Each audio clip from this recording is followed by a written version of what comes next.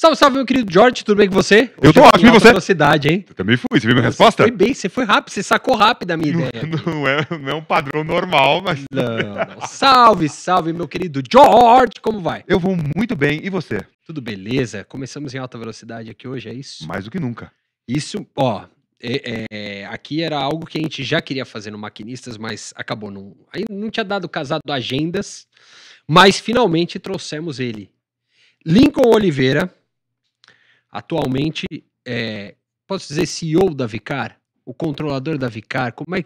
Lincoln, eu vou passar pra você, eu erro A mãozinha dele batendo, todos, tipo, vou ter que pensar agora. eu erro tudo que é cargo. Meu cartão, quando tinha cartão ainda, quando a gente usava cartão, era CPL que bet em máquina de esporte, acabou. O que você é? Cara, eu faço de tudo um pouco, tal, mas eu queria que você explicasse pra gente um pouquinho. O Lincoln que tá aqui, foi presidente da Americanet, é isso? Exatamente. Fui Empresa presidente de da Americanet telecom. até dezembro de 23. Dezembro de 23. Aí virou parte do board da Americanet. Isso, agora eu sou presidente do board na Americanet. Eu estava no board da Stock, né, do grupo Velote, né? E aí, recentemente, agora dia 1º de janeiro, eu assumi como CEO na Vicar, né? Então, ali para ajudar a seguir com o plano inicial. Vicar, que é organizadora de Stock Car Pro Series, Stock Light, TCR South America, TCR Brasil, Turismo Nacional e Fórmula 4. Exatamente, Fórmula todas 4 elas. Brasil. A gente consolidou várias categorias e hoje é o maior grupo. Que antes a Vicar prestava serviço para essa turma toda, é mais ou menos isso? Como organizadora desses eventos? Ela organizava, né, o evento Stock Car e a Light, né? Isso. E aí depois, nós, através da CBA, que queria também trazer uma categoria de monoposto, que já não tinha muito tempo, o Giovanni Guerra veio falar comigo, e aí eu falei, pô, Giovanni, ele falou, não, vamos trazer a Fórmula 4. Eu falei, me fala um pouco mais do projeto, né? Aí ele me falou do projeto, eu falei, pô, isso aqui faz todo sentido, até porque a gente quer levar pilotos para a Fórmula 1, né? Então, o monoposto F4 foi uma ideia fantástica, embarcou, compramos os carros e trouxemos para o Brasil. E aí entra também, né, outra parte fora desse lado corporativo, que é também ter um filho na Fórmula 1, né? Agora podemos dizer assim, né? Exatamente, temos o Gabriel Bortoleto, né? E ele fez toda essa jornada, né? Andou de kart no Brasil, depois foi andar de kart lá fora, fez o monoposto lá, e F4, F3 regional, F3, F2 e agora está na F1. Eu aprendi muita coisa com isso, né? E aprendendo muita coisa, eu decidi fazer o seguinte, eu não quero que os pais errem onde eu errei, né? Onde eu joguei bastante recurso fora. Então, a F4 no Brasil, ela vem para dar uma noção e ensinar como é que é o monoposto e etc., antes de você gastar muito dinheiro, né? E muitas vezes você não tem o patrocínio e aí a família tem que bancar isso, né? Então, eu falei, eu não quero que todo mundo gaste tanto dinheiro. Então, faça 1, 2 anos aqui no Brasil e depois vai para lá e faz bonito na pista. É interessante, acho que se não me falha a memória, uns 20 anos atrás a Fórmula Renault era o que é a F4 hoje? A Renault até é equivalente. Era F3 ou F4? F3, né? tá mais Já para era F3. O F4 é um carro um pouco mais fraco, né? Mas é um carro que tem até não tanto downforce, mas é um carro que quando você sai do kart, eu acho que é uma boa oportunidade dos pilotos começarem a ter noção do carro, da distância, roda, porque o kart você esfrega um kart no outro. Fórmula você não pode fazer isso, né? O pai sente do lado. Vai gastar bastante, né? Vai gastar bastante se fizer isso. Na esfregadinha você troca o adesivo no kart, no outro você não troca. E Lincoln, vamos lá. A gente fez esse preâmbulo brincando e tudo, tem o Gabriel, tem tudo. O que é um negócio do automobilismo no Brasil? Vou te jogar essa pergunta bem simples, assim, pra você poder dizer. É um grande negócio. Na verdade, não é médio, não. É um grande negócio porque, primeiro, o automobilismo, ele é um produto, é um ecossistema inteiro, né? Você tem milhares de pessoas trabalhando em diversas categorias, né? Mas é um momento de relacionamento entre empresas, né? Entre marcas, né? E onde tem uma competição. Na verdade, você tem fora da pista é tudo negócio. Quando você chega na pista, do meio do box para dentro, ali é competição. Mas do meio do box para trás é negócio puro, né? E o que nós criamos foi uma plataforma única, né, onde você tem desde uma categoria mais simples, mais simples não, de entrada, vou dizer, que é turismo nacional, que eu adoro, né? É uma categoria espetacular para assistir, muito divertida e com pilotos excepcionais, né? Aí depois vem a TCR e a Stock Light, que está ali no mesmo nível. Eu diria até que a TCR ela tem os pilotos até que já foram da Stock e foram correr na TCR, mas a Light é formação exclusiva de pilotos que sobe agora para a Stock Pro. Então, é um negócio, porque ali você tem mais de 200 grandes empresas, você recebe milhares de pessoas para assistir a corrida no final de semana e tem experiências com os clientes dessas empresas, né? Então, é um negócio muito interessante e muito bacana de se ver. Você, fazendo um paralelo, você estava no mundo corporativo. Por mais que você tenha toda essa vivência por causa do Gabriel, ligado à indústria do esporte, agora você está como CEO, né, da Vicar, que faz parte do ecossistema da indústria do esporte. Quais as diferenças que você tem notado no papel de CEO entre o mundo corporativo e a indústria do esporte? Essa é uma boa pergunta. Na verdade, assim, são grandes as diferenças, né? E o que eu identifiquei lá atrás é que era um ótimo negócio, mas ainda não estava, de certa forma, profissionalizado, né? Então, quando a gente comprou a Stock, a gente olhou que tinha um monte de negócios por ali, mas completamente desorganizado, né? E aí as equipes muitas vezes vendiam almoço para ter o que jantar. E a gente falou, não, eu acho que esse modelo está errado, tem muito dinheiro rodando ali, orbitando no ecossistema, mas que esse negócio não desce, não vai nem para um nem para outro, e é muito dividido e não é organizado, e aí, portanto, você não tem uma receita adequada. E o evento não estava bonito, né? O que nós fizemos? Criamos uma verticalização de operações. Então, a parte de motor, nós trouxemos para dentro, a parte de construção do carro também, e aí nasceu a Audace, que é a empresa do grupo que projetou o carro, 100% do projeto do carro foi feito dentro da Audace. O motor foi desenvolvido dentro da Audace, que na época eu até disse, eu quero um motor que siga a tendência de mercado, né, que ajude as montadoras a explicar o porquê do downsize desses motores, e a tecnologia permite ele ser menor o tamanho com mais potência. E o carro que lá estava já tinha mais de 15 anos, né? Então a gente falou, poxa, os pilotos reclamavam, era difícil de manutenção, não era padronizado as peças, etc. E o evento não estava como nós queríamos. E aí nós desenhamos no projeto, falamos assim, vamos criar um carro novo, ele precisa ser mais seguro, né, porque a gente tinha muita preocupação com isso. Ele precisa ser mais fácil de mexer no carro, manutenção e etc. Ele tinha que ser mais leve, ele tinha que ser mais rápido, né? E ele tinha que ser mais barato. Então, com esses pilares, nós colocamos os engenheiros para poder desafiar tudo isso. E foi até engraçado, tá? Porque tem uma passagem que, logo que eu comprei, eu anunciei lá para os diretores que eu queria fazer o carro, né? E na época o pessoal, não é bem assim, o carro não se constrói desse jeito, isso aí leva muito tempo, não vai dar certo isso, e etc, etc. E aí, na época, eles não queriam fazer. Eu falei, poxa, mas será que eu comprei esse negócio? Agora, os meus diretores não querem, acham que não vai dar certo esse negócio, né? Aí eu peguei e fui jantar com um amigo, né? E aí eu sentei lá na mesa, estavam as famílias, tudo, né? Aí eu falei, Manuel, estou com um problema, vê se você me ajuda. Ele falou, qual o problema? Eu falei assim, olha, comprei a empresa, quero mudar tudo, né? Quero reinventar, porque eu tenho um plano de negócio para isso e envolve uma mudança radical. Só que eu estou vendo que o mais difícil vai se convencer interno, internamente, né? Ele falou, tá, mas qual é o ponto? Eu falei assim, o ponto que eu quero construir um carro, levei para eles e eles disseram que não é possível, né? Que seria muito difícil, não que não seria possível, mas seria muito difícil. E eu queria o carro dentro de um determinado período. Eles falaram, nem pensar, né?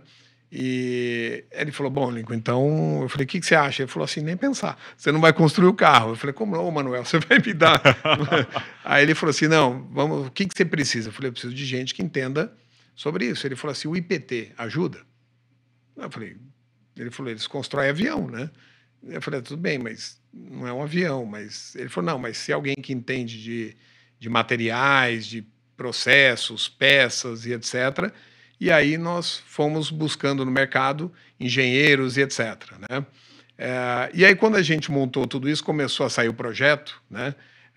E hoje o projeto está pronto, o carro vai correr já nessa temporada, né? Os 3 modelos. O carro ficou muito bacana, está pronto, né? O pessoal que não acreditava embarcou depois no projeto e foi fundamental a participação deles, né? E o carro ficou mais leve, mais rápido, mais barato, né?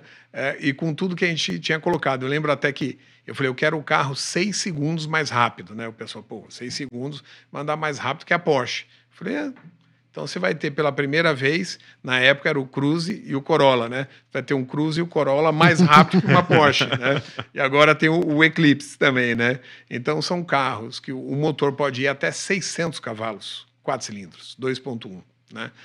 Isso ficou muito bacana, porque ele foi feito inteiro com aço especial, né? Aeroespacial, para resistir até 2.000 cavalos as peças do motor. Então assim, a gente fez, ficou rápido, o carro foi para a pista, colocamos DRS, como tem na Fórmula 1, né? E a ideia é que tenha muito mais emoção e ultrapassagem e segurança. Aliado a isso, na segurança, entrou com a gente a ArcelorMittal, que criou uma liga de aço para usar nesse carro, e no crash test ele ficou muito acima do que até a FIA esperava. Então a gente homologou, né, o carro, isso já está dentro, e agora a gente quer colocar a mesma liga de aço para as outras categorias, porque realmente ficou muito bom, né? E algumas patentes nasceram desse carro. Um protetor de absorvedor de impacto lateral que nunca existiu, nós fizemos, e agora nós temos a patente desse negócio Para também. poder ir para a indústria automotiva Exatamente. normal. Porque sempre o perigo numa corrida de carro é a batida lateral, né? Então a gente criou um absorvedor de impacto junto com o IPT, né, que eles têm muita experiência com essa questão. E aí nós desenvolvemos, falamos, nós queremos que o carro seja muito mais seguro. Então, toda a lateral do piloto, ele fica protegido, tem uma camada a mais, além de toda a proteção do aço, né, que foi desenvolvido pela ArcelorMittal, temos também essa parte toda de absorvedor de impacto para reduzir o deslocamento de força G, etc., na cabeça do piloto. Então, ficou muito bacana o carro, muito seguro. Você entrou aí, a pergunta do George era exatamente dessas diferenças de corporativo e esporte. Tudo que você falou pra gente é aquilo, você tem o esporte como a essência, que é o atleta, que é o piloto não sofrer menos impacto, mas dali você já tá trazendo uma visão, que é uma coisa que a gente cobra na máquina há muito tempo, Sim. que é olhar, eu posso desenvolver patente, Exatamente. eu posso outros negócios que vão alimentar o próprio negócio do esporte. É meio que essa a visão que você traz? É exatamente essa visão, porque eu tenho as montadoras que querem mostrar o carro na pista. Então ali tem ativações diversas, né? Nós temos, por outro lado, o desenvolvimento de peças que são levadas ao extremo, né? Então, a parte de segurança, por exemplo, a ArcelorMittal com o aço dela, que ela pode fazer toda aquela preparação, e ela desenvolveu um aço específico para isso, né? Ele é um produto que foi colocado que antes a ArcelorMittal nunca tinha participado de nenhum tipo de evento dessa natureza. E nós dissemos para eles o seguinte, o seu aço protege a vida do nosso piloto, né? E eles falaram, pô, a gente produz aço para a indústria automobilística. E passar a história de que a gente está protegendo o piloto, isso é extremamente, sabe, é importante, porque quem conhece as empresas de aço, né? Por que alguém fala assim, pô, esse aço que está aqui, será que é... É porque deu errado, né? né? Então, assim, isso foi muito bacana, né? E a ArcelorMittal virou um super parceiro. Assim como, por exemplo, o banco, né? O BRB, eles fizeram mais de 500 milhões de receita de negócios, né? Dentro da Stock Car no último ano. Isso tudo com base no relacionamento entre as empresas que lá estão geração de negócios, onde se apresenta empresário para empresário, gestores, né, C-level. Então, tudo isso está dentro do evento e é ali onde a gente ajuda a desenvolver novos negócios, né? Por exemplo, a Audace, ela é uma empresa de engenharia agora. Ela desenvolveu um carro inteiro, são 2.043 peças que tem o carro, mais ou menos, né? Até mais ou menos com 43, não pode ser mais ou menos. Gostei dessa, exato, né? Mais ou menos 2.043. Quer dizer, você põe uma porquinha em algum canto ali, 44. Mas, sendo que 85% dessas peças foram todas desenvolvidas no Brasil. Então, significa o quê? Que a produção foi feita no Brasil, a gente alimenta a indústria no Brasil, várias empresas diferentes, a gente produz as peças e a gente vai disponibilizar essas peças para as equipes de forma mais barata. E o que não tem jeito mesmo, né, que é câmbio, etc., que a gente não tem a tecnologia para isso, isso vem de fora, né? Alguns amortecedores, etc., algumas coisas vêm de fora. O restante é tudo produzido aqui no Brasil, em empresas que eram menores e com o projeto Estocar, empresas que nunca fizeram peças para carro, né? Por exemplo, a Magna, que é uma empresa lá do Sul, que faz toda a parte de material compósito, né? A carcaça do carro ali, né? A bolha do carro é feita por eles. Eles nunca fizeram isso. Eles faziam banco para metrô, várias outras coisas. Aprenderam, desenvolveram, ficou o estado da arte e agora a gente está colocando nesse carro, né? Então, é oportunidade de negócios para várias empresas também. E é isso que a gente queria em desenvolver. Não ser um negócio caseiro, mas virou um negócio de indústria, né? E com base nisso, a gente espera desenvolver cada vez mais e o crescimento da categoria, né? Agora, desenvolver a categoria sem ter os heróis lá dentro não era viável. Por que você vai assistir a Fórmula 1? Porque tem a disputa, tem a briga de piloto, os pilotos têm a sensação de que todo mundo ganha igual o Verstappen, mas não é bem assim. O Gabriel não, o Gabriel não ganha tudo. Eu até queria, viu? Até queria que o Gabriel ganhasse primeiro ano dele a metade, mas aí não é assim, né? Mas e nós queremos isso para estocar, né? Nós queremos que o garotinho do kart, ele saia do kart, se ele for bom piloto, ele vai entrar no turismo nacional. Se ele for campeão da categoria A overall, ele pode escolher ir para a Stock Light, se ele tiver abaixo de 35 anos, ou se ele tem até mais de 35, ele pode ir para a TCR, né? E o campeão dessas duas categorias, nós vamos levar para a Stock Pro. Mas tem uma diferença. Quando ele é campeão na Turismo Nacional e ele vai, por exemplo, para a Stock Light, ele vai com um salário de R$15 mil, né? E se ele for campeão na Stock Light, ele vai com tudo pago para a Stock Pro e com salário de R$50 mil. Já é um bom salário, né? E nós queremos já iniciar também, estamos aí em vias de estudo, né, que deve ainda esse ano ser anunciado, se der tudo certo, que o campeão da temporada a gente pague lá, dá um cheque de R$1 milhão para o campeão da temporada. Então, assim, nós queremos que seja algo profissional. E não tem algo profissional se ele não ganha dinheiro com isso, né? Então, o que para nós é importante é o desenvolvimento do jovem, né? Porque não ter só o sonho de Fórmula 1, mas ele precisa ter uma alternativa, porque eles começam com 6 anos de idade. Aí, aos 20 e poucos anos, descobre que não vai para lugar nenhum, aí ele fica orbitando ali, sabe, no meio, e é um excelente piloto que não teve oportunidade. Então, nós queremos criar isso. Tem excelentes pilotos hoje, que são coaches, etc., que não tiveram oportunidade de ir para uma Fórmula 1 ou mesmo numa Stock Car porque não tinham budget para correr. Agora nós estamos criando essas oportunidades onde é importante ele ser bom. Não precisa necessariamente ter o dinheiro. Então, ou seja, cria-se um caminho para ele, é uma escada que ele pode realmente ser profissional e ganhar dinheiro com isso. É isso que a gente quer. Como é que é hoje o business ali para ter uma equipe na Stock, por exemplo? Hoje já não é mais possível, que estão todos preenchidos, né? As vagas estão todas preenchidas, as equipes têm a preferência, né? Então, é um modelo que eram 2 modelos, né? Um modelo que eu gostaria, na realidade, e que as equipes acabaram preferindo seguir um caminho de comprar o carro e não um título que dava direito... Que seria a franquia? É como Quase se como você... uma liga vendendo uma franquia. Exatamente. Essa era a ideia. E se ele quisesse sair, eu comprava de volta e pagava o valor que ele pagou. Então, quer dizer, não tinha como perder, né? Era a garantia dele estar lá, né? Mas as equipes acharam melhor fazer o seguinte: eu quero comprar o carro, eu preciso ter um carro, né? Eu acho que o brasileiro adora carro, né? Então, assim, não quero título, quero carro.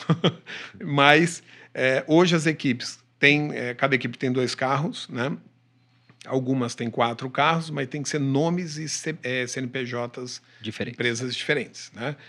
Com base nisso, quando vai chegando no final do ano, a gente solta uma carta e eles têm a preferência de Renovação. de renovação. Falar, ó, eu vou para o ano seguinte. Se ele passar dessa data, outras pessoas que queiram abrir a equipe pode ir lá se inscrever, mas o número de carros ele é limitado. São 30 carros e 2 carros reservados para Vicar, para convidar e para receber pilotos de outras categorias, que é da Stocklight e da TCR. Então a gente usa esses carros para poder... Quase a ideia do wildcard do tênis, por exemplo. É um Exato. convite que você pode trazer um piloto. Você pode trazer um convidado, né? E no caso desse convidado, a ideia é que a gente suba os pilotos que foram campeões, tanto da Light quanto da TCR. E aí eles sobem com remuneração, com 50% do carro para ele vender e ainda fazer mais dinheiro de salário, esse tipo de coisa, né? Então, é um excelente negócio. Algumas pessoas, pilotos inclusive, já montaram equipes, já viram que o crescimento do negócio está sendo muito forte e daqui para frente a gente espera que o evento seja cada vez mais robusto para negócios e para entrega. E eu estou seguindo muito o modelo da Fórmula 1, né? Uma bolsa que nós vamos criar agora, esse ano, né? Que a gente vai pegar parte da receita do grupo e vamos separar essa receita e vamos dividir este dinheiro com as equipes. Não todas as equipes, né? Equipes que estão com as categorias da Vicar e não tem equipes em outros campeonatos concorrentes, né? A gente quer que esse pessoal ganhe dinheiro, né? Então, nós queremos que eles também invistam o seu tempo, o seu conhecimento e busquem o melhor para a categoria que ali está. Você falou tanta coisa bacana, né? Olhando um planejamento estratégico, a partir de tudo que você pincelou, quais seriam os pilares desse planejamento estratégico de curto e médio prazo? Vamos lá, curto, melhorar a entrega do evento, né? Curto é a coisa mais rápida de você... Por exemplo, nossos autódromos, eles não são, vamos dizer assim, tão cuidados. Então, você tem Interlagos que é ok, super bom para você, sabe, fazer um evento bonito, levar clientes, patrocinadores, os patrocinadores levarem seus clientes e ter um negócio bacana. Mas quando você vai em outros autódromos, você tem uma conservação ruim dos autódromos, né? Então, como é que você vai, por exemplo, como patrocinador, falar, vou levar os meus melhores clientes, né? Chega lá, tá pingando água, sabe? O ambiente é feio. Então, assim, não é aquele negócio, você não traz seu melhor cliente, né, no pior lugar, né? Você quer levar o seu cliente em lugares que ele fala assim, cara, foi um final de semana incrível. E não que ele vá no banheiro e o azulejo tá faltando a tampa da privada, sabe? Não pode ser assim. Você tem que realmente entregar um evento de altíssima qualidade, né? E agora, neste ano, nós vamos fazer um investimento importante que vai mudar, mesmo o autódromo não sendo tão cuidado, nós vamos cuidar do autódromo, né? Nós queremos pintar o autódromo, né? Ali, desde a parte da TV, onde aparece ali as zebras, etc. Muitas vezes é um negócio horroroso para a imagem ficar ruim, né? Nós vamos criar uma cenografia completamente diferente, nós vamos criar um bulevar atrás dos boxes para poder fazer realmente o negócio, como é na Fórmula 1, atrás dos boxes, porque assim, todo mundo hoje, o melhor lugar que tem para ficar é dentro do boxe, porque é o lugar mais arrumadinho, né? Saiu de lá, o cara fala, nossa senhora, né? Então, não pode. O que nós vamos fazer é, atrás dos boxes, nós vamos fazer um bulevar que vai ter painéis de LED, sofás, né, ambrelones lá, onde você pode assistir a corrida ali. Você pode sentar, fazer ali a sua corrida, fazer conversas, etc., onde as pessoas podem circular, ter o espaço mulher super adequado, porque nós queremos não só quem gosta de corrida, os homens, mas as mulheres também gostam, mas elas não têm onde ficar. Então nós estamos criando o Espaço Mulher, que é uma área para poder ter ali ar-condicionado, maquiagem e etc., que a mulher com a maquiagem que a gente não usa, né? Mas quando a gente, né, começa a suar, a mulher começa a suar, começa a borrar, ela fica incomodada, ela não quer ficar ali, né? Ela quer ir embora, né? E se ela for embora, ela leva. Tem que deixar cômodo, né? Enfim. Tem que ser um ambiente agradável, né? Senão alguém vai lá e fala assim, eu não gostei. Não queremos isso. O que nós queremos é realmente um negócio muito bem feito. Isso a curto prazo já é este ano. Médio prazo, queremos as equipes e pilotos ganhando dinheiro, né? Longo prazo, ser uma categoria onde os pilotos realmente ganham bastante dinheiro. Queremos chegar ao ponto de um campeão da temporada levar um cheque de 5 milhões. Então, nós vamos começar esse ano provavelmente agora com 1 milhão. Aí, segundo ano, a gente quer aumentar ano a ano, né, conforme vai se desenvolvendo o negócio, 1 milhão até 5 milhões. Ou seja, não há nenhuma categoria hoje que dê um prêmio desse, né? Então, se você luta para ser campeão, né, então você pode ganhar dinheiro. Eu quero o garotinho falar assim, não, eu quero ir para Stock Car, né? Porque muitas vezes é o sonho ele ir para a Fórmula 1, mas financeiramente ele não consegue chegar lá. Mas ele consegue ir para uma Stock Car e ganhar bastante dinheiro. E as equipes também, porque se o evento vai dar dinheiro para o piloto, nós queremos também ajudar as equipes e compartilhar parte da receita do grupo com as equipes, né? Isso significa o quê? Desde a Audace, né?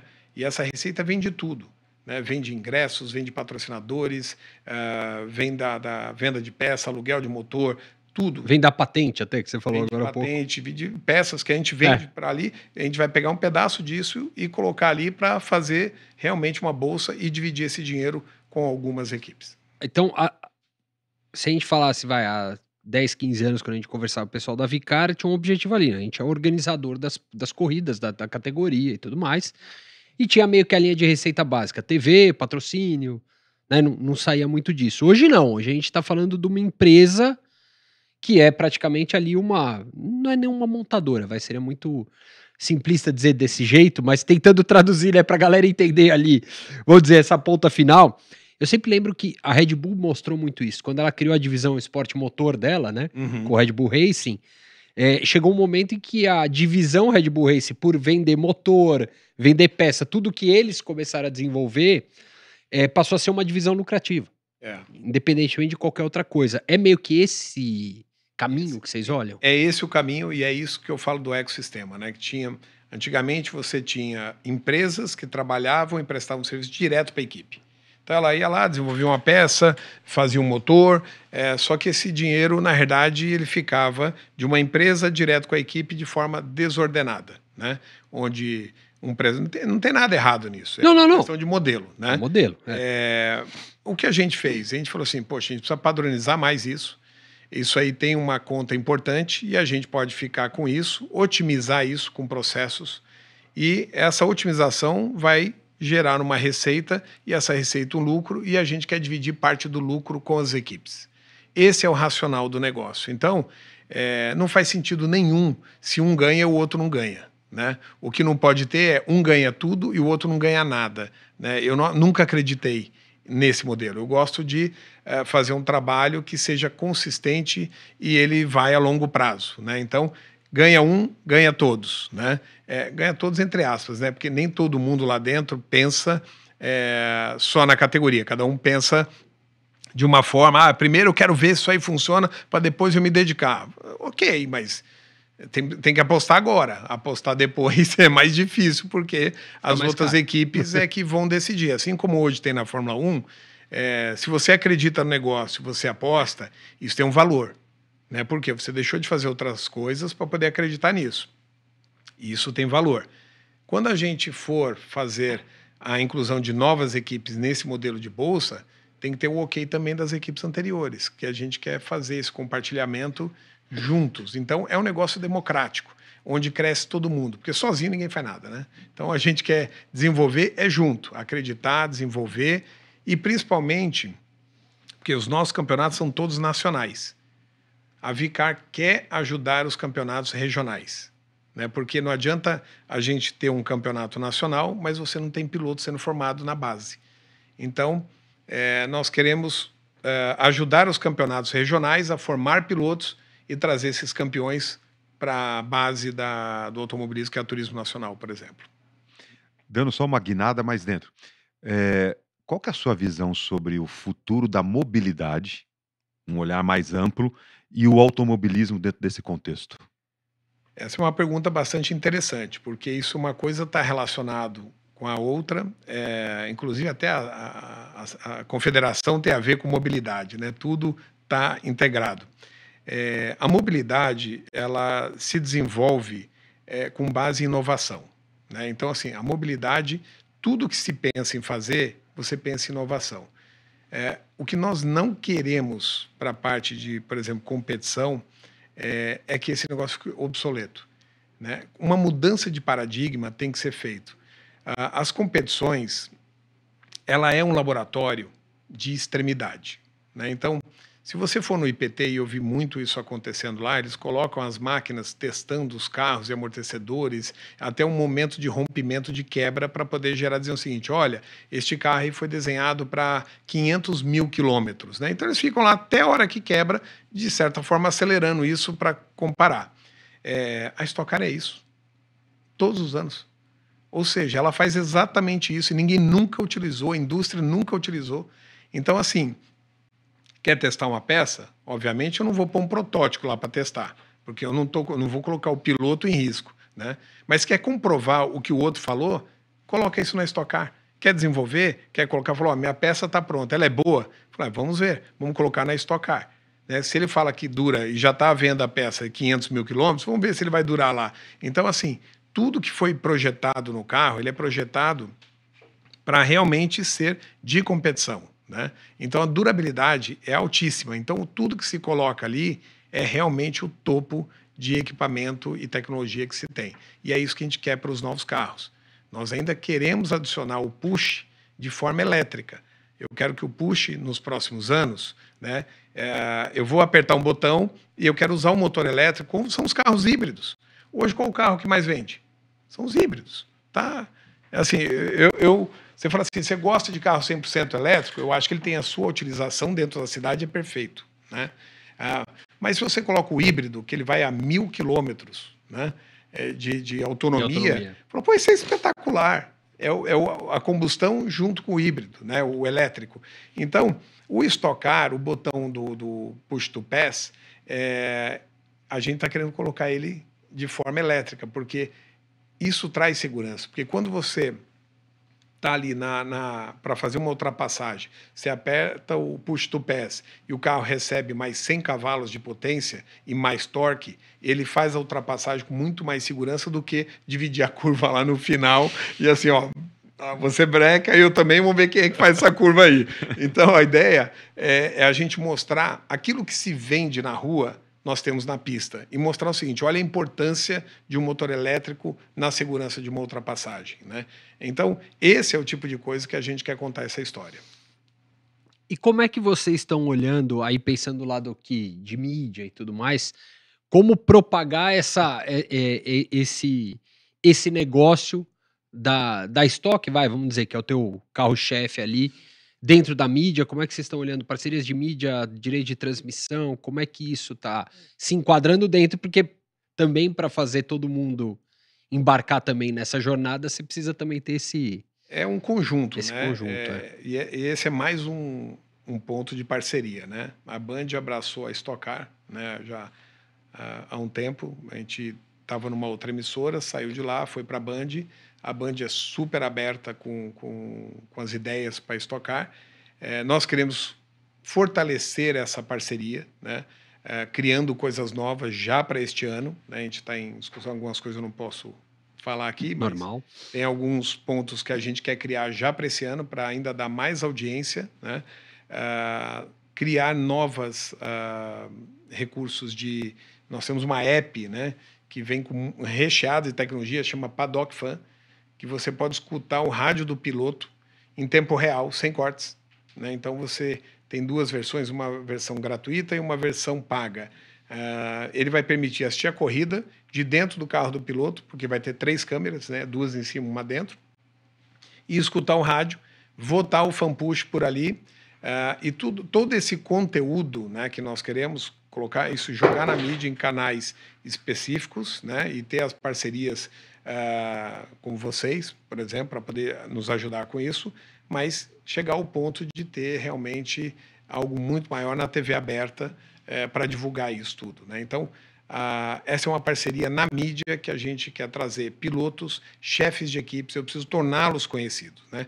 Hoje, quem é conhecido na Stock Car são os pilotos que vieram da Fórmula 1, né, como o Rubens, o Massa, são alguns dos pilotos que você fala, pô, o Nelsinho, esses são os conhecidos, né? Mas alguns pilotos, eu não sei quanto tempo vai ficar lá, né? E eu tenho que trazer essa nova geração. Nós temos pilotos, né, como o Mugiati, que veio da Stock Light, um excelente piloto, o Felipe Batista também, que veio da Stock Light, e hoje esses pilotos andam ali dando trabalho nesses pilotos que já... Consagrados, vamos dizer consagrados, assim. né? E é esse tipo de coisa que a gente quer fazer, essa transição, né? O Felipe Massa é uma pessoa que ele luta muito pela categoria, eu adoro ele, porque ele realmente ele faz um trabalho impecável, eu nunca vi ele falar um A diferente da Stock Car, né? Então, assim, eu sou muito grato a ele e ele contribui demais para o evento, para a categoria, né? E o que a gente quer é que os pilotos falem assim, pô, eu quero correr com o Felipe Massa, né? Eu quero lá bater porta com ele, né? Então, esse é o tipo de coisa bacana e que os meninos sonham em correr junto com ele. Por falar em piloto, né? Você falou, normalmente começam ali com 6 anos. Aí tem toda uma trajetória, chegando ou não na Fórmula 1. Qual o valor do investimento médio ao longo dessa trajetória toda de um piloto? Quando você anda no kart, né? No Brasil, você para andar super bem, competir ali com o kart, para andar na ponta, eu acho que hoje deve estar mais ou menos entre 15 e 25 mil reais mês. Não é barato, né? Aí quando você sai do Brasil, você vai para a Europa, é 15 mil euros por corrida, né? Não é nada barato. Do barato saiu para o nada barato. Nada barato, né? E aí quando você vai do kart na Europa para o F4, o orçamento hoje lá está em torno de 800 mil euros, né? Sem batida. Né? Sem batida, o piloto não pode bater. Dói. O legal foi a pausa dramática, né? Sem batida. Sem batida, né? Porque lembra aquela corrida que o Gabriel, acho que foi em Monza lá, que ele largou de último, né? Que no qual ele estava lá, estava rápido, setor 1 estava legal, aí de repente ele passou reto lá, perdeu o carro, rodou e estragou o assoalho do carro e o difusor atrás lá foi quase 30 mil euros, né? Então, assim... São duas sensações da batida. A primeira é o alívio. Deu tudo certo, o filho tá bem. Isso. A segunda é, puta, agora veio o prejuízo. Só um minutinho que eu vou ali chorar.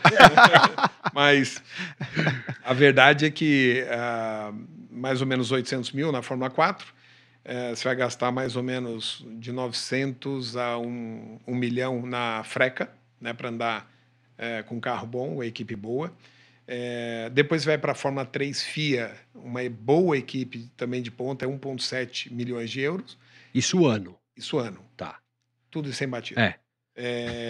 E na Fórmula 2, numa equipe de ponta, 2,7 milhões de euros. Né? Então, se você considerar que você tem que fazer 2 anos normalmente de Fórmula 2, a menos que você termine ali entre os 3 primeiros, eu não vejo sentido de repetir. Né? Nem as equipes da Fórmula 1 esperam que um piloto que terminou entre os 3 primeiros não tenha um porquê ele repetir. Né? Até ruim ele repetir. Porque se ele repetir e terminar em quinto, aí é mau sinal, né? Uma carta negativa, assim, não é bom, né? Então, se somar tudo isso aí, a gente está falando em 2 anos de Fórmula 2, você pode fazer 2 anos, vamos falar um caminho mais conservador, seria 2 de Fórmula 3, 2 de Fórmula 2, que é um caminho natural, né? Então, você está falando em quase 3 10. e 4, quase 10 milhões de euros. Então, você vai gastar aí uns 60, 70 milhões de reais no todo na carreira para ir para lá, né? É bastante dinheiro. Então, assim, não dá para uma família ir sozinho. Isso aí você tem que realmente ter patrocínio. Lá, a maior parte dos garotos europeus tem patrocínios, né? Então, seja porque a família tem os seus recursos, mas para nós, né, sul-americanos, pode-se dizer, da Argentina, o Colapinto, mesma situação. Mesma coisa. Eu conheci o Franco lá, o Colapinto, e todos têm o mesmo problema, né? Então, assim, conseguir o patrocínio é muito difícil, né? Nós conseguimos vários, a Porto Seguro, né, o BRB, foram empresas importantes que nos ajudaram muito, né? Então, no finalzinho da Fórmula 3, o BRB, né, a Porto, eles entraram, nos ajudaram, né? E aí na Fórmula 2 também eles continuaram, entrou a McLaren, que também pagou uma boa parte, mas realmente isso é um desafio bastante grande, né? Então, não é um negócio barato. E você toca num ponto, é muito difícil conseguir justificar o patrocínio, né? Falando agora com quem conseguiu furar toda essa arrebentação e chegou, levou o filho até, né? Levou o filho não, né? O filho foi junto, obviamente. Vocês conseguiram chegar lá e se tornar o atleta no topo da pirâmide. É muito difícil justificar um patrocínio, né? Muitas vezes o pessoal fala, pô, mas o que é isso para uma empresa dessas, tal? Mas tem um executivo, né? É. Como é que um executivo vai justificar a saída de tanto dinheiro por uma coisa que a possibilidade de retorno é quase nula, né? Então, nenhum executivo faz isso, né? Então, muitas pessoas que eu vejo que desenvolvem negócio de patrocínio é porque tem relacionamento corporativo, né? Ou o pai dele é um grande empresário, tem uma relação com o banco vai lá e pega, eu vou dar um patrocínio para você. Na verdade, ali está trocando um negócio, né? Então, e por fora está fazendo algum outro dele, negócio, joga, tal. Exato, né? Mas que não é nenhum demérito fazer isso. Não. É parte de um jogo. E faz parte, exatamente. Essa é uma vantagem que muitas vezes algumas famílias têm e que tem que usar. Não tem que falar, não vou usar, né? Eu me lembro que eu tentei várias vezes, né, lá quando o Gabriel estava no kart, depois ele foi para F4, né? Eu tentava patrocínio. E o Gabriel via todo mundo sendo patrocinado lá na Europa, os italianos e, né, alemão e tal, todo mundo com um monte de adesivo, só ele, coitado, assim, só com o nome da empresa da família, que eu nunca peguei um centavo da empresa. Você botava o seu, mas... Não, eu não podia. Eu usava o nome, mas eu não pegava porque eu tinha sócio. Como é que eu vou pegar dinheiro da empresa e colocar? Então, é dinheiro pessoal nosso, né? Aí ele falava assim, pai, eu quero patrocínio. E vivia falando de patrocínio. Eu falei, filho, deixa eu te falar um negócio. Se concentra em pilotar. Para de ficar me infernizando com esse negócio de patrocínio. E, pô, você quer ser piloto ou ficar enfeitado, né? E eu falei, pô, você é o único piloto aqui que não precisa do patrocínio e você está resmungando, né? E aí eu dava bronca nele. Aí uma vez ele me infernizou lá com o negócio de patrocínio de capacete e assinou um patrocínio com uma empresa de marca de capacete. E aí, quando ele depois entrou foi na Freca. E aí veio uma empresa e falou assim, Gabriel, eu quero te patrocinar, vou te dar 2 capacetes por ano. Só que ele estava amarrado com o outro. Ele, não, mas agora você vai ter que esperar 2 anos para você começar a receber capacete, né? E aí, no final, ele depois terminou, nunca mais ele falou sobre patrocínio. Aprendeu a lição na prática. Aprendeu a lição, né? Ele perdeu a oportunidade porque ele queria tanto aquilo. Eu falei, então tem que esperar, né? Aí hoje, por exemplo, ele recebe patrocínio da Bell lá, ele recebe 25 capacetes por ano, né? Então, é um capacete por prova.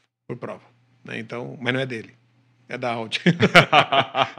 O capacete é propriedade. É propriedade da Audi. A Audi deve dar alguns para ele, mas o capacete em si, isso é um ativo, né? Ali que é uma propriedade que muitas vezes o time pega aquilo e dá para patrocinadores, né? Vou te dar o capacete do nosso piloto. Então, isso é um negócio super bacana, né? Mas são 25 capacetes, né? Então, foi até engraçado, porque tem uma passagem interessante que ele estava com uma marca de capacete anterior à que ele está agora, que é a Bell, né? E aí ele foi para a McLaren, né? Aí o Sheik lá, dono da McLaren, estava olhando o post da McLaren que anunciou, né, o Gabriel na academia e tal. E aí o Sheik olhou e falou, mas peraí, que capacete é esse aí? Olhou. Aí falou, não. Aí ligou para o Fernando Alonso, falou, não, que história é essa? Ele está usando um capacete concorrente, né? Porque o capacete ele é dono da Bell também, né? Aí ele falou, não, ele tem que usar a Bell, ver o que ele precisa e dê todo o patrocínio para ele. Aí foi um liga para outro, que não sei o que. O Sheik ligou lá pro Zac Brown. O Zac Brown falou com o André Stella. O André Stella ligou pro Fernando Alonso. O Fernando Alonso me ligou. E aí, bom, no final trocou, virou o capacete lá da Bell. E ele tá com ele até hoje. Então, falei, tá vendo? Não se amarra com nada, porque isso aí isso pode dar problema, né? Mas foi assim super bacana, né? Então, aí hoje eu fiquei mais feliz porque nessa transição toda, principalmente do Gabriel, a gente não teve que se preocupar com patrocínio. Porque normalmente você se preocupa em o piloto levar o patrocínio para o time de Fórmula 1. Né? Você tem que trazer 20 milhões de euros, 30 milhões de euros. E é assim, você entra o ano seguinte, você vai conseguir renovar? Não, então tchau, vai entrar outro. Foi o que aconteceu com o Franco. Exatamente. O Franco teve outra situação, né? Mas... Que ali ele teve aqueles acidentes, tal, o pessoal ficou com o pé atrás e tal. Mas era isso, era o tempo todo ele tinha oportunidade, mas o pessoal falou, me dá um cheque aqui de X milhões, que aí o assento é seu. É complicado, mas e o ano seguinte? E se você, né, tem ali muitas batidas e tal? Com o Gabriel, a Audi falou assim, eu não estou preocupado com dinheiro. Então se preocupa em pilotar e fazer o seu melhor. Então, assim, o melhor dos mundos... Pelo menos ele já tinha aprendido a lição contigo antes. Não fala em patrocínio. Não, mas fala, continua, desculpa, não ia perder a piada. Mas foi engraçado, porque quando ele falou, né, que o Gabriel foi lá, tal, tava com o Fernando Alonso, eles estavam na reunião, e o Gabriel tomou a frente e falou, tá, mas o que eu precisaria? Eu preciso trazer dinheiro para sentar? Aí ele olhou e falou assim, não, se você vier para cá, eu só quero que você se concentre em pilotar. O projeto é médio e longo prazo, mas eu preciso que você ande bem. Né? Então, esquece preocupação com dinheiro. Eu falei, nossa, eu que agradeço. Né? Mas assim, não precisa... Você falou, esqueci. Agora, eu falei, acabou agora, missão cumprida. Né? Mas agora o desafio dele é ele, por si só, mostrar o trabalho que vai ser feito. Ele é muito focado, então eu tenho certeza de que ele vai fazer ali um trabalho muito importante e relevante para o time. Então... eu acho que ele vai andar super bem lá. Então, ele consegue essas proezas, né? De largar de trás, ir para frente, sabe, se esquivar de batida. Então, ele é bem focado. Então, ele tem uma visão 360, assim, que ele lê todo mundo. Quando ele começa a passar, ele calcula quem já passou e etc. Então, ele tem uma visão muito boa de corrida, né? Isso é muito diferenciado. Então, isso evita a batida e assim por diante, né? Então... Eu só queria complementar, dentro disso que a gente está conversando, o seguinte. Você falou aí vários pontos que, queira assim, queira não, transitam por negociação, né? Com os mais variados agentes, olhando aí a carreira do Gabriel, por exemplo. Você tem uma grande experiência no mercado corporativo. O que você mais aprendeu nessa trajetória com o Gabriel, olhando essa perspectiva de negociação com os mais variados agentes que transitam ali na Fórmula 1, por exemplo, ou dentro do automobilismo até ele chegar à Fórmula 1? O que você mais aprendeu que você fala? Aqui eu aprendi muita coisa nisso e nisso. Eu vou te falar que, assim, eu tenho o Enzo e tenho o Gabriel. O Enzo, coitado, tudo que podia dar de errado deu com ele, porque a gente não sabia nada disso, né? Então, tudo que a gente aprendeu rápido ali, o Enzo correu na Inglaterra e etc., né? Depois ele voltou para o Brasil, porque ele viu que um dia ele chegou para mim e falou, pai, o Gabriel pilota melhor do que eu. Faz sentido você ficar pondo dinheiro nos dois, é caríssimo, então eu volto, ele fica. Caramba! Foi assim, foi espetacular. E partiu dele, né? Então, assim, foi um irmão dizendo que, assim, poxa, pai, ele anda melhor do que eu. Né? Então, eu lembro muito bem quando ele falou isso. E aí eu olhei para ele e falei, nossa, mas eu nunca esperava assim, uma atitude, né, dessa, ainda mais do filho que ama aquele negócio, né? E ele viu o irmão andando, ele estava ali, o dinheiro é limitado também, né? Ia dar algum problema. E aí, quando chegou ali, eu falei, olha, tá bom, filho, tem certeza? Aí a gente veio, aí é que nasceu todo o projeto da Stock Car, né? Aí é outra história, mas o que eu aprendi lá, e principalmente na Europa agora, com o Gabriel, é de que quando você vai e você já está na Fórmula regional, você já tem que olhar até o meio do ano onde você vai andar no ano seguinte. Se você deixar isso para o segundo semestre, você não vai achar uma boa equipe. Não vai achar. Você tem que fechar no meio do ano. E isso, assim... e foi desse jeito que eu consegui não, que eu coloquei o Fernando Alonso para ser o manager do Gabriel. Porque quando a gente estava chegando, já tinha passado um pouquinho do meio do ano, já não tinha mais praticamente vagas em equipes. Então ali você tinha a Prema, tinha a Arte, tinha a Hightech, né? E a Trident não era uma equipe top, né? Que ele andou na Fórmula 3. Mas de todas, vamos dizer assim, ela era, tirando as grandes, ela era... Era a top das não tops. Isso, a top do meio, né? E aí não tinha mais vaga. Eu falei, caramba, meu, já tem vaga aqui, tá tudo preenchido, porque as academias pegam essas vagas todas, né? E eu não sabia disso, né? E aí me apresentaram o Gugu, pai dos Fittipaldi, me apresentou o Albert, que é sócio do Fernando Alonso. E aí eu já estava meio de paciência curta com esse negócio. Toda hora vem alguém lá, eu quero ser manager, eu conheço fulano, conheço Beltrano, isso é uma coisa que você tem que esquivar lá também, né? E eu peguei e falei assim, deixa eu dar uma missão para esse camarada. Porque eu tinha tentado na Trident e não tinha conseguido. Eles queriam fazer 3 dias de teste. E custa caro o dia de teste, é 15 a 20 mil euros o dia de teste. E esse pessoal acaba levantando dinheiro antes de começar outra temporada, que fica pondo o carro na pista e faz uma receita ali. Eu conheço o Gabriel, o piloto é bom, ele sabe pilotar, etc., não tinha dúvida. E aí eu já estava um pouco cansado desse negócio, falei, Albert, um negócio seguinte, acabado de conhecer ele. Falei, deixa eu te falar uma coisa, sendo bem direto. Se você conseguir a vaga na Trident, aquela última vaga que está lá, que tem meia dúzia de cara querendo essa vaga, você vai gerenciar a carreira do Gabriel. Se você não conseguir a vaga, nem fala comigo. Bem assim. Aí ele, não, claro, não tem problema. A gente foi lá no HC lá, que era a equipe do Fernando Alonso. Aí ele pegou, foi lá e tal, a gente bateu papo, Fernando Alonso, ele, o outro sócio, que é o Alberto, que é super bacana também. E a gente falou, tal, não sei o quê. Aí eu falei, outra coisa, eu não quero fazer teste. Eu quero a vaga e não quero testar, né? Isso é praticamente impossível, né? Aí, 2 dias depois, passou o final de semana, né? Teve lá a corrida e tal. Aí chegou na terça-feira, o Albert me liga e falou, falei com o Maurício e o Giacomo e a vaga é do Gabriel. Porque eles olharam as corridas do Gabriel e etc., e gostaram do que viram, né, nas corridas e tal, e eles aceitam o Gabriel, pode assinar o contrato. Falei, então tá bom, e você é o novo manager, conforme combinado, né? Fui lá, assinei, etc. Aí você logo no meio do ano, você também já paga um belo valor, né? Porque eles querem saber se você tem condição, né? E aí falar, tá bom, já tantas centenas lá de euros e tal, milhares de euros. E aí eu peguei, paguei, fiz o contrato, ok, falei, tudo certo. E aí falei, mas você olhando os números lá, ela nunca foi campeã. Então, assim, falei, Gabriel, assim, a equipe nunca foi campeã, mas não tem outra, senão é dali para baixo. É do meio, né? E o Gabriel sentou lá e o Gabriel lê telemetria impecavelmente.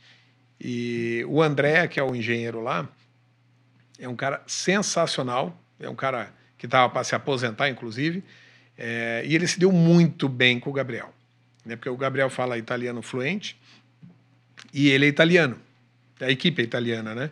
E aí eles, né, viraram amigos e tal ali e começaram ali o ano e o Gabriel começou a andar super bem, porque ele dá um feedback de carro, isso é extremamente importante, né? Feedback do carro. E aí conseguiram fazer um carro bacana e o Gabriel foi campeão. Pela primeira vez na história da Trident, a equipe foi campeã, né? E aí, só que eles eram assim bem fracos na Fórmula 2. Aí eles queriam que o Gabriel ficasse na Trident e na Fórmula 2. Não, inclusive a gente faz um budget super reduzido, né? E aí falou, não, vamos para Invicta, porque as outras também não tinham espaço, era das academias, né? Prema, Hightech e a Arte, né? Que a melhor é a Arte lá. E aí falou, vamos na Invicta. Eu olhei os números, estudei os números da Invicta, né? E aí eu peguei e falei, poxa, toda vez que muda de carro, eu vejo que eles têm bom resultado, né? Eu peguei o passado deles e olhei e eles ficavam ali orbitando ali entre os top 5, né? Eu falei, pô, tá ótimo, top 5, né? E ia mudar o carro. Eu falei, pô, isso pode ser uma vantagem. Os caras só faziam Fórmula 2. Ingleses. Eu falei, cara, você pega o cara que é mais dedicado, é o inglês, né? Que é o cara todo direitinho. Setadinho, Você certinho. pega um carro que está mudando, os caras vão debulhar aquele carro, coisa que outras equipes talvez não leve mais tempo. Eu falei, pô, isso é uma vantagem. Eu vi isso, falei, vamos fechar com a Invicta, né? Aí fechamos com eles. Eles nunca haviam sido também campeão, a equipe, né? Aí o Gabriel entrou na equipe como Hulk e tinha um companheiro de equipe que já era o segundo ano, né? O Maine, né? E aí, né, no início ele se deu bem, no início, né? No início foi tudo certo. Enquanto ainda não compete, tá tudo bem. Não, mas tal. aí foi, aí o Gabriel holofote. começou a andar na frente e aí o negócio entortou, né? E aí acabou tendo lá os problemas entre, né, os pilotos ali para ultrapassagem e tal, mas aí o Gabriel foi super bem e aí ele pontuou, teve consistência e conseguiu finalizar e foi campeão de equipe e de piloto em razão da quantidade de pontos que o Gabriel foi super regular. Então, assim, ele criou o caminho dele, né? Então, eu tenho certeza que agora, na Fórmula 1, ele vai ter ali o seu processo de aprendizado, mas ele também vai buscar ali andar super bem, né? E é isso que a gente quer, né? Do garotinho aqui. Era isso que eu ia perguntar. Para a gente levar ele até lá, porque o aprendizado e conselhos para não jogar dinheiro fora, né? Então tem um caminho ali, né? E a CBA, ela está muito forte na figura do Giovanni Guerra, relacionamento lá fora. Então, assim, isso ajuda demais, porque é um caminho que antes não era feito, não era assistido. Hoje dá para assistir os pilotos e encaminhar eles realmente para equipes que sejam boas e que dê o conselho ali do que deve assinar, o que não deve assinar, o que deve ter no contrato, o que é um perigo estar no contrato. Então, aquilo ali a gente está à disposição para ajudar, para qualquer pai de piloto que quiser conversar. Porque entra um ponto aqui interessante que é exatamente essa trilha, né? Uma jornada. Quantos anos o Gabriel pilotou até chegar lá? 14, 15, 16? 6 anos, ele está com 20, 15 anos, quase 14 anos. Né? 14, 15 anos pilotando para chegar no começo né, do novo desafio e o mais difícil, teoricamente, ali no meio disso. E essa, vamos dizer assim, para o próprio mercado, ter pilotos da América do Sul, de outros lugares que não só o europeu, é importante também, né? Super importante, né? Porque a Fórmula 1 é uma categoria global, né? Então é como se fosse uma Olimpíadas, como se fosse uma Copa do Mundo, né? E cresceu muito forte, né? Então você pega desde esse seriado que tem na Netflix, né? Da Drive to Fórmula 1, Survive. e que agora resgatou, né? Porque era comum da minha idade, né? Não sei, a idade de vocês são bem mais jovens que eu. Mas... Não, acho que é tudo junto ali. Então a gente levantava domingo de manhã, né? Ia pra balada, voltava estragado, mas domingo de manhã você acordava e assistia a corrida, né? Isso acabou. Mas com a série do Netflix, resgatou isso. Os jovens estão... Né, voltando a consumir. A consumir, a olhar, a entender, falar, pô, que legal, isso eu não sabia, né? Então isso, na verdade, resgatou demais, né? E é uma categoria que é do mundo. Então, assim, em qualquer lugar do planeta, você sabe da Fórmula 1. E eu fico feliz em ver, por exemplo, a Argentina, que eles são, assim, guerreiros, porque eu vejo, né, o Franco Colapinto, ele é um piloto espetacular, né? E o povo argentino tem um orgulho gigantesco, tanto que eles vieram em massa para o Brasil para ver ele correr, né? Então, assim, isso é muito legal, né? E o Brasil também é fanático por corrida, futebol e tal, e a gente entende que esse ano vai ser um ano completamente diferente de mídia, né? Então, a exposição da Fórmula 1 no Brasil, ela vai esquentar bastante porque tem um representante. O quanto isso te ajuda, não só como pai, agora como presidente da Vicar ali? Ajuda muito, porque, por exemplo, a Fórmula 4, ela está com o grid esgotado, né? Então está cheio, né? Por outro lado, né, agora e o nosso foco, né, até esqueci de falar, o nosso foco nas corridas agora é público para assistir a corrida, né? Então, isso é fundamental, ter arquibancadas cheias para poder as famílias irem assistir, para a gente criar evento de entretenimento que esteja lá na pista para não ser porque a corrida é curta. Se você pensar bem, a corrida da Stock Car tem 50 minutos, né? E antes tem as categorias de apoio, né? Que é a Turismo Nacional, a Stock Light, ou a TCR, ou a Fórmula 4, né? E a principal é a Stock Car, né? Então, assim, se você ficar olhando para o carro, passa, vai ter que ter outras coisas, tem que ter, sabe, coisas para fazer no evento. E é isso que nós vamos focar muito em trazer outras coisas para dentro do evento para ser um negócio diferenciado, né? Aliás, essa semana passada eu fui em Cuiabá e o governo lá, o governador, o Mauro, e o Fernando Maggi lá da soja e tal, do agronegócio, eles estão construindo, né? Na verdade, o governo está construindo. O Maggi doou a terra lá, 400 hectares. Um negócio assim gigantesco. E eu fui lá visitar. O governador me apresentou cada espaço lá. Eles estão fazendo um autódromo, um kartódromo, um parque inteiro, né? E uma área de show para 100 mil pessoas, né? E que vai inaugurar este ano. Nossa. E é provável que a Stock Car já vai correr lá esse ano, né? Tem uma chance ali disso acontecer. Então, assim, é um negócio de primeiro mundo. Eu não tinha visto ainda, né? Mas, de fato, eu falei para o governador que não existe nenhum outro lugar e ele é estilo Interlagos, assim, mais moderno, né? Então, e dentro de um parque, né? Isso muda tudo, né? Então, e ele quer que a Stock Car inaugure e ainda quer fazer uma corrida à noite. Falei, que beleza. Música para os ouvidos, né? Aí você facilita meu trabalho. Inteligência artificial e automobilismo. Quais os impactos dessa brincadeira que todo mundo agora é a palavrinha que está na boca do povo? Total, né? A Stock Car, ela é altamente tecnológica agora, né? Então ela tem uma central da Fueltech, que é uma central chama FT700, que aquilo ali é um computador, né? E que tem uma capacidade de processamento enorme. A telemetria do carro vai ser em tempo real, né? Nós estamos iniciando conversa com essas Big Tech para trazer inteligência artificial e fazer análise instantaneamente dos dados das corridas, né? Isso tem tudo a ver porque isso gera aprendizado. Porque é caríssimo você pôr um carro na pista, né?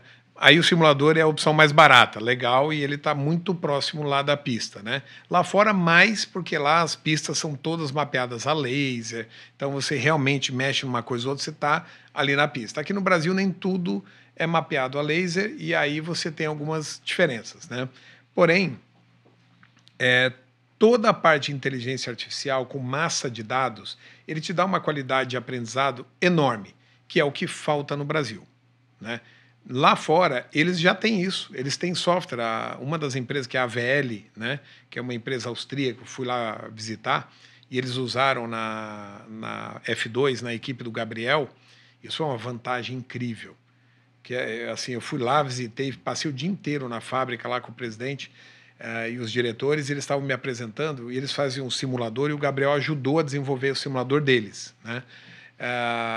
E era assim, você ia para a pista, e aí ele falava, olha, eu preciso temperatura tanto, pista tal, e aí colocava, e o sistema, com inteligência artificial, pegando a telemetria de dezenas de outras corridas lá, e ele fazia o cálculo e dava o setup do carro.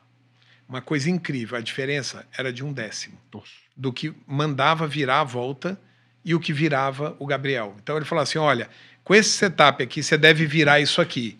Era 1/10 para cima ou para baixo. Ele tinha um errinho ali de um deciminho, 1/10. Mas quando você ia para a volta, era incrível. Ele falou assim, cara, e eu quero trazer este software para Stock Car, né?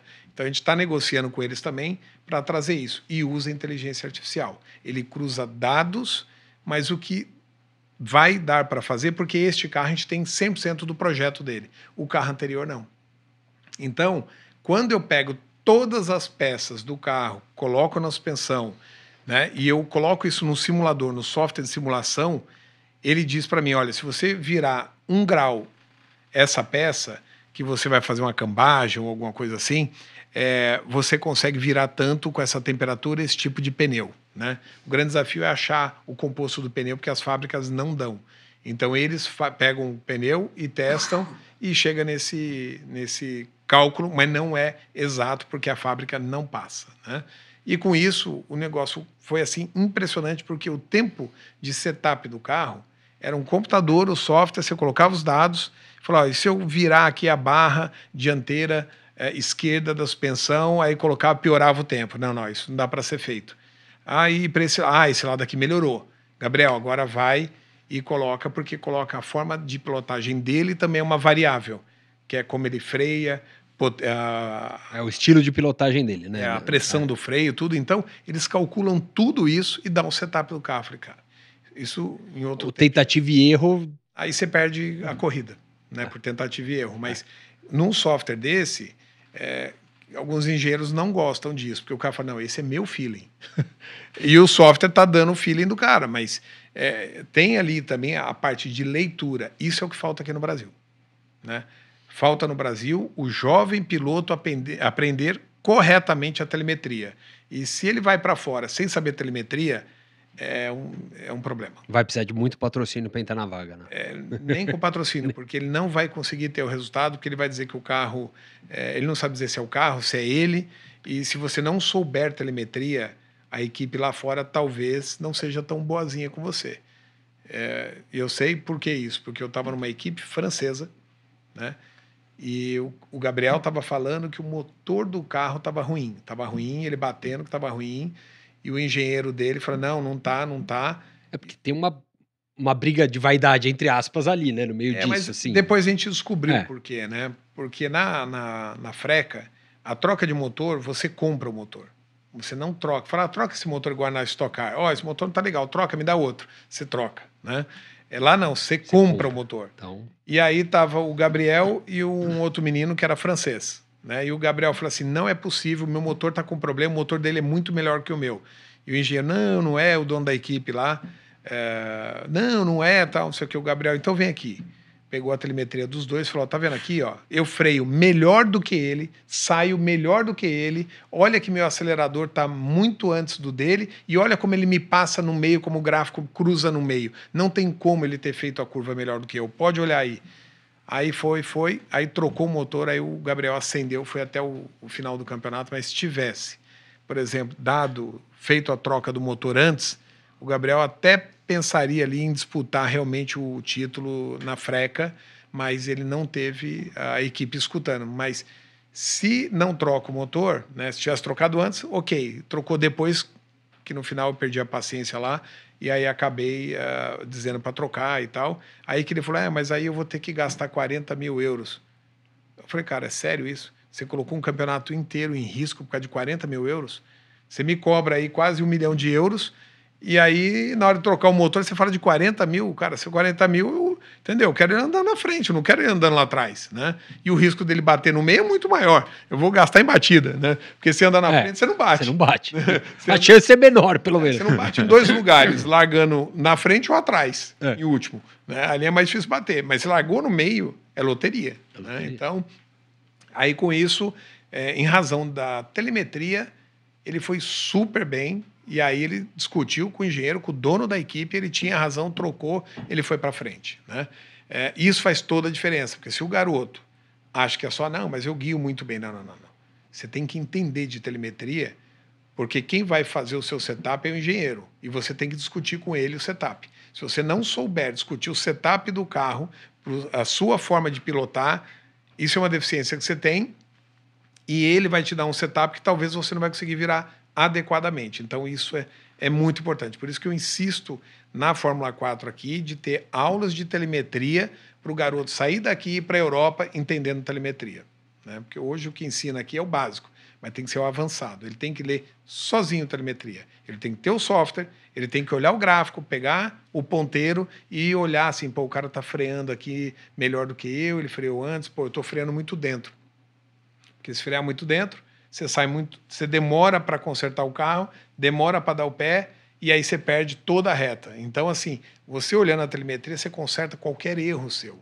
E aí fica só erro do carro. Então, agora, se você não sabe olhar a telemetria, o cara não está sabendo fazer o setup, ele fala assim, na realidade você precisa melhorar aqui e ali, e não sabe. Né? Então, esse é o ponto. Que aula, hein? Posso fazer uma agora? última rapidinho? Porque você é o cara Já que comanda. estouramos Já foi qualquer tudo. um. Já foi tudo. Depois vai cortar um monte de coisa. Edita, então a gente faz a segunda. Não, você quer fazer, pode fazer. Depois você ainda tem uma. Não, rapidinho. Você falou aí, por exemplo, da importância do piloto, além dele guiar bem, ele, por exemplo, entender de telemetria. Hoje, cada vez mais, além de tudo, somos produtores de conteúdo. Né? Então, o Gabriel, quer assim, quer não, as pessoas vão segui-lo no Instagram, ele produz conteúdo, as pessoas querem acompanhar a vida dele, etc. e tal. Cada vez mais o piloto, como você comentou, ele vai ter que ter esse olhar 360 para o negócio, no fundo. Além dele guiar, ele tem que ser um produtor de conteúdo, porque ele poderá também, além de tudo, se tornar um influenciador, entre outros pontos. Qual o seu olhar, assim? Tem os dois lados. A equipe não se preocupa muito, de Fórmula 1, tá? Ela não se preocupa muito na sua audiência instantânea, naquele momento, tá? Até chegar lá. Depois ela se interessa 100%. Os patrocinadores é que ficam olhando qual o tamanho da rede dele. O tamanho dele tem quantos milhões de seguidores? Por exemplo, Franco Colapinto, acho que está com 3 milhões, ou sei lá. O Birman, um deles, está com um volume gigantesco. E isso, para qualquer marca, um post dele, isso vale bastante. Então, isso atrai demais os patrocinadores. Né? Então, para efeito de patrocinador, excelente. Mas tem um risco o patrocinador. É o tempo que ele consome do piloto, onde ele devia estar se dedicando, ele está fazendo diárias, fazendo foto, fazendo não sei o quê, e isso é um problema. Por isso a Audi também limitou a quantidade de patrocínios que o Gabriel pode ter, porque ela não quer ele perdendo tempo com reuniões diárias, etc. Quer Fora ele das mais pistas, focado. Né? Quando ele estiver descansando, ele tem que estar descansando. Quando estiver na pista, realmente ele tem que estar na pista completamente focado, né? Hoje a Audi limita até quantas vezes ele come carne por dia, né? Então, assim, por semana. Então, assim, por quê? Porque tem o físico dele tem que estar impecável, né? Então, se ele não estiver impecável, como é que ele vai aguentar um carro daquele por 2 horas até, com força G muito expressiva, e o físico, o pescoço ali não aguenta. Tem até uma corrida que o Birman, acho que substituiu um dos pilotos da Ferrari, que no início, as primeiras, acho que 10, 15 voltas, ele estava super bem. Aí, de repente, você vê ele fazendo a curva e a cabeça vai para o outro lado, assim, aí ele já não aguenta mais segurar, ele encosta a cabeça e faz a curva com a cabeça na posição que não deveria. Ele devia estar com a cabeça seguindo o carro, né? Mas a força é tão grande que ele não aguentou, né? E isso que eles treinam o tempo todo. Então, influência, a parte de mídia, extremamente importante quando você está lá. Isso ajuda demais, né? Até a chegada dele na porta, a Fórmula 1 fala assim, cara, eu quero você focar. Você é bom piloto? Eu não estou nem aí, se é conhecido, não é. Depois que entrou, aí ela se interessa. Ela fala, não, agora peraí, vamos olhar para a sua imagem. Porque ele é um produto, né? Então, hoje, para os patrocinadores, né, isso é extremamente importante. Você pega a rede do Gabriel, acho que já está com quase 1 milhão. Quase 1 milhão, 920 mil, agora eu vi aqui. Eu acho que é alguma coisa assim. E isso, assim, quando fizer a primeira corrida, esse negócio vai dar uma disparada também. Mas isso é uma questão de imagem extremamente importante para efeito de negócio, B2B, porque ele fica uma parte dentro do carro, mas a maior parte fora do carro, né? Então, ou ele está treinando, que esses dias ele estava lá esquiando, subindo montanha, falou, pai, já subi 2 vezes a montanha com o meu treinador aqui, eu estou quebrado, né? Eu falei, é isso aí. Ele falou, mas ele tem que aguentar, né? Então, eles fazem um treinamento intenso, depois reuniões, a parte de toda questão de saúde, ele tem que fazer os reportes, etc., para ter certeza que ele está no ponto mais correto para ele poder não ter nenhum problema de queda de performance no carro, né? Então, e é isso que eles pegam muito no pé, né? Se você tiver, vou para balada, vou isso, vou aquilo, aí isso dá problema, né? Então, pelo menos enquanto você é novo ali, né? Depois se você for campeão, etc., talvez você pode tomar uma cervejinha, assim, que ninguém vai te encher. Vê se alguém vai falar do Verstappen. Se ele falar assim, cara, você está bebendo. Não, o interessa é o que eu viro. Mas é muito bacana isso. Mas, e aí, complementando a resposta, é muito importante para você ter os patrocinadores, mas isso te ocupa um tempo também de gerar esse conteúdo. Isso traz dinheiro para a mesa, sim, né? Mas, obviamente, que se você fizer um treinamento de capacitação em simulador, que é o que o Gabriel faz, isso ajuda demais, né? Eu sei que tem pilotos que são bons e não faz muito simulador, mas isso não garante que vai dar uma vaga para ele. Se ele ganhar 1/10, porque ele faz 8 horas por dia, todo mundo está correndo atrás de 1/10. Porque se você anda igual a mim, a única diferença que eu tenho de você é 1/10. É o suficiente para eu largar muitas posições na sua frente, e isso vai me manter na Fórmula 1, e o outro que vira igual o outro não vai dar certo, né? Então, esse é o ponto. É quase sempre naquele limite. Porque todos são bons, né? Sim. Todos já andaram desde criança naquele negócio, né? Então, você joga golfe, não? Não, mas Mas- falam que é exatamente isso, né? A precisão do. E depois de 1000 tacadas, você pode falar que joga, porque tanto você repetir aquilo, você fica até bom naquilo, né? Chega uma hora que fala, pô, agora tá indo bem, né? Porque você repetiu. Eles fazem isso desde 6 anos, né? Sabe onde entrar na curva, sair de curva, carro que sai de frente, sai de traseiro. Chega uma hora que ele faz tanto aquilo que ele realmente entende aquilo como se fosse uma luva, sabe? É um negócio diferente, né? Então, porque ele repete aquilo milhares de vezes. E eles ficam todos bons. Mas precisa ter 1/10 a mais do que todos os outros. Essa é a única diferença entre eles. Você pegar o Verstappen, ele tem ali 1, 2 décimos de diferença de pilotagem. Não é que nossa, ele é o melhor do mundo. E mas assim, ele não é uma diferença gigantesca para outros pilotos. Então ali 2 décimos é o suficiente para jogar ele na frente, né? Você vê que ultimamente não tá tendo uma briga maior ali, vamos ver esse ano, né? Mas os outros pilotos já chegaram, as outras equipes chegaram, né? O Lando, o Piastri, né? Então as Ferraris também chegaram. Então assim, a disputa está muito boa, né? Agora o que a gente tem que ver, a diferença é o piloto. Se o carro não é o melhor, o piloto tem 1/10 a mais, ele tem uma vantagem ali. Foi o que fez ele ser campeão, né? O Verstappen nesse ano. Nesse ano de agora. George, Sim. chegou sua hora, meu querido. É a hora do momento, George. Para fechar, né? Clássico. Sim, senhor. O que você mais aprendeu na vida pessoal com o Enzo e com o Gabriel, isso no papel de pai, e que fez você rever conceitos que até então você olhava ou via de uma maneira diferente? Eu aprendi que uma família unida vai longe, né? Eu achava que era muito difícil para eu ter 2 filhos com a mesma criação, e um abrir mão, como o Enzo fez, para o irmão correr. Eu não acreditava que isso aconteceria, e isso foi uma aula para mim. Então, meu filho me ensinou que, na verdade, você pode querer muito uma coisa, mas você pode desistir dela se for para algo maior, e o que ele acredita, o tanto que ele ama o irmão, né? Então, isso para mim foi assim, uma lição, não de momento, mas de vida, né? De que realmente você pode fazer algo por alguém sem pensar só em você, né? Você pode pensar em outra pessoa, você pode fazer qualquer coisa e ele é feliz igual. Hoje ele desenvolve o trabalho dele, hoje ele é pai, me transformou em avô, tenho 2 netos, né? Então, falei, filho, você já fez tanta coisa. Que bacana, que legal. Então, assim, e ele é apaixonado pelo irmão.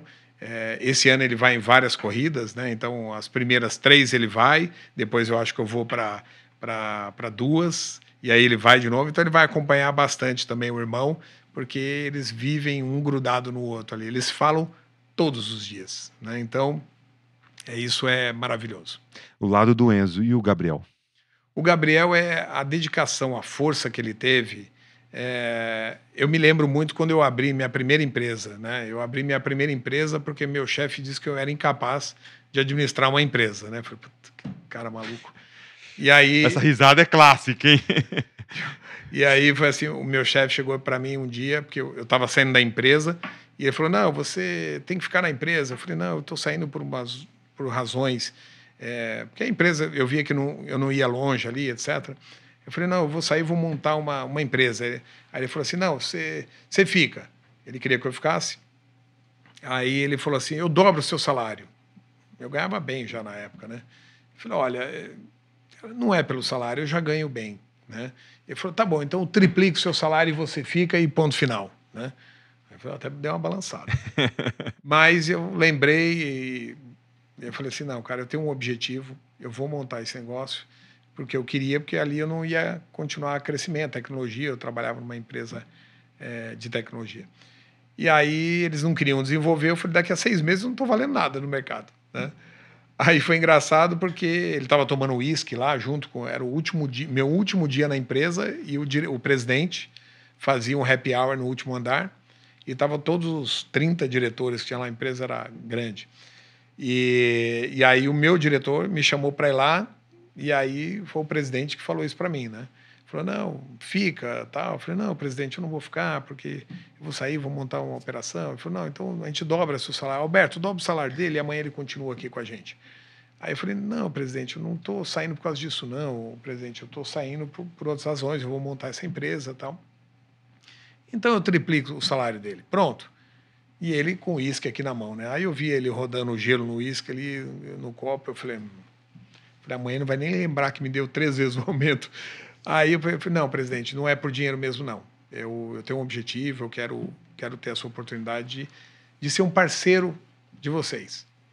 Aí ele olhou para mim assim, aí ele fechou a cara, ficou sério, aí todo mundo tava falando. Percebeu o clima tenso. Tenso, né? Aí ele pegou e falou, garoto, eu tinha 23 anos de idade. Falou, garoto, presta atenção. Você tem carro? Eu falei, tenho. Aí o meu diretor, não, presidente, ele tem um Verona zerinho, né? Eu tinha um Verona, né? Zerinho. Aí ele falou, não deve estar pago. Eu falei, de fato, não está pago. Tem um carnezinho ali para pagar. Aí ele falou assim, escuta bem o que vai acontecer. Você vai vender o seu carro. Você vai sair, vai abrir sua empresa, vai vender seu carro, vai se endividar e vai voltar aqui e pedir emprego de volta. Aí você falou, mas o salário ainda está triplicado, não? aí eu falei, pô, ele falou pro cara errado, né? Aí eu olhei e falei assim, meu, é isso que eu escutei? O cara está dizendo que eu sou incapaz de fazer uma administração? Eu falei, não, presidente. Aí meu diretor, não, o Lincoln, o Lincoln já passou o trabalho para outro, tá tudo certo. Me foi puxando pelo braço que ia ficar tenso. Obrigado, Lincoln, tchau, tchau, tchau. E me tirou dali e eu fui embora. Bom, fui embora, abri a empresa, me endividei, vendi o carro. Mas eu escutava aquela voz dele falar assim, você vai voltar e vai me pedir emprego. Aí eu não volto para pedir emprego, mas o resto tudo bem. Eu devo estar fazendo alguma coisa errada, não é possível. E realmente eu estava fazendo coisa errada, né? Eu estava tentando vender para empresas enormes, que é para quem eu já fazia o trabalho, batia na porta todos eles, falou, é o Lincoln aqui, vai prestar serviço. O cara falou, Lincoln, cara, não, né? Uma coisa é você, outra coisa é a empresa, né? E aí eu mudei, fui para pequenas empresas e o negócio deu super certo e disparou e cresceu. Isso você comprou foco. O cara, não? Não, ele se aposentou antes. Ele se aposentou. Mas muitos anos depois, o meu sócio, que é um fundo de investimento, o gestor desse, né, o CEO da época lá, morava no mesmo prédio que ele, porque o nome dele era Timo, né, era um holandês. Mas aí o que tem a ver isso com o Gabriel, né? O Gabriel é exatamente igual. Então, assim, uma vez uma pessoa chegou e falou, Gabriel, mas eu acho que você tem que pensar, se não der certo na Fórmula 1. Ele falou, pode parar com essa conversa. Nem começa. Porque assim, eu não quero nem escutar você falando isso. Isso não pode ser uma opção para mim. Né? Então, assim, ele é muito focado. Né? Então, assim, o Gabriel, o que ele coloca, ele fala assim, eu vou fazer isso. Ele vai e faz. Então eu falo assim, filho, como é que você vai largar? Ele fala, não sei, pai. Na hora que começam os carros a transitar na minha frente, eu acho um caminho. Né? Então, tem coisas assim que ele não vai falar, não, eu vou pela direita, porque aí eu dou a volta, eu cruzo todo mundo. Ele fala assim, não tem jeito. Quando começa a largar, os carros começam a ir para um lado para o outro, eu começo a olhar as trajetórias. E aí eu faço a minha trajetória. Então, é o negócio dele. Né? Então, ele tem determinação, foco e ele estuda muito. Então, ele assiste todas as corridas das pistas para ver o que o pessoal faz. Né? Então, ele aprende muito com isso. Então, assim, isso para mim é um aprendizado enorme de que não importa a idade. Se você tem vontade, dedicação, você vai fazer. Então, isso também é um pouco nato, né, do que cada um quer fazer, né? Então, isso é muito legal. Muito bem. Lembrou rapidamente, você e o Gustavo, seu filho, meu né? filho mais novo é meio assim também. Meio Mas é um outro capítulo, é um outro capítulo. Isso aí, ele ainda não, ele tem só 9 anos. Deixa quieto. Deixa quieto que tem muito chão pela frente até ele chegar em algum lugar. Boa. Lico Oliveira, CEO da Vicar, pai do Gabriel Bortoleto também, porque falamos bastante disso também, mas que baita aula de mudança de negócio, de rumo, de direção. Muito legal ver o caminho que a Stock está olhando, não só a Stock, né? A Vicar com todas as propriedades estão olhando para o automobilismo brasileiro. Eu acho que é muito legal, ficou muito claro hoje, né, Jorge? O quanto a experiência do Gabriel te ajuda também a trazer uma nova experiência para o automobilismo do Brasil. Enfim, acho que teremos mais maquinistas pela frente para falar mais. Tem repetecos aí, né? Esse tem que ter repetecos. Até porque uma pergunta eu não fiz, porque eu falei, não vai dar, a gente já estourou qualquer limite aqui. Guarda, Entender por que o Enzo ajudou na história da Stock, mas a gente vai para outro momento. Isso aí é um capítulo inteiro que a gente vai contar depois, mas foi muito legal essa história também. E aí tem a ver com várias coisas, né? Ele como piloto, né, que ele sempre gostou e etc. Mas no Brasil também era diferente, né? Você não ganhava dinheiro ali só na Stock Pro e tal. Mas isso é uma história que depois a gente volta aqui. Opa. E a gente vai contar, porque tem a ver com o filho dele, que, né, um dia ele anunciou que ia ser pai. É uma história mega engraçada. A gente traz o Enzo junto. Aí vem ele aqui. Que bacana. Resenha garantida. Muito bem. Legal, então. Isso aí. Foi um prazer, viu, Lincoln? Foi Enorme prazer, Lincoln. Enorme prazer. Bacana estar aqui com vocês e para todo mundo estar aí usando também nossa experiência como base para poder seguir adiante. É isso aí, bastantes lições tivemos hoje, saiu bastantes lições, e tivemos hoje sobre gestão, sobre negócio, marketing, empreendedorismo, gestão de carreira, enfim. Foi uma máquina de esporte 360 hoje, né? Tudo completo ali. Não, 720. 720, deu 2 voltas, 2 cavalos de pau. Bora. Diariamente é o maquinadoesporte.com.br, nas outras redes sociais é o @maquinaesporte. E aqui no Maquinistas, semana que vem, estaremos de volta. Tchau! Tchau! Valeu, Lincoln! Tchau.